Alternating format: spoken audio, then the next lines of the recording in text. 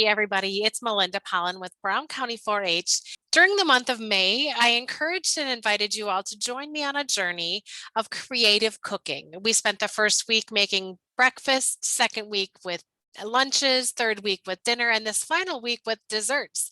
And I want to thank you all for joining me on the journey.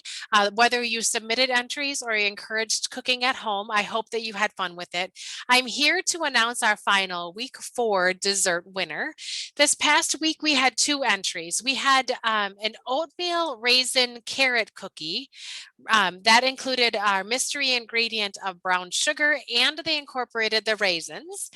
And we had an entry for the strawberry pretzel dessert. So those 2 entries are going to be put into the picker wheel. We're going to spin and see who is our winner. All right, let's spin and see who is our winner of this final dessert challenge.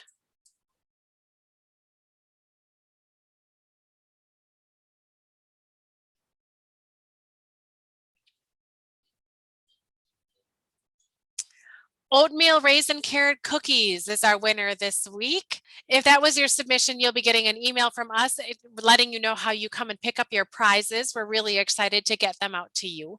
And if you're a previous week's winner, you will also get that email now that we're done, and we can kind of package it all up for you. The final challenge that we had was including raisins in every one of the submissions.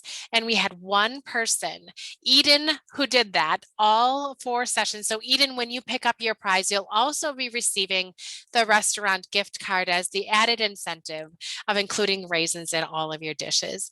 I hope that you had a ton of fun watching the videos, doing the activities with us. Even if you didn't submit, hopefully you were able to get a little creativity in your kitchen.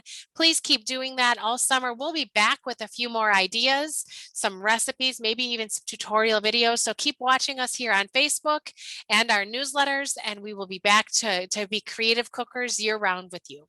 Thanks so much, everybody, and have a great day.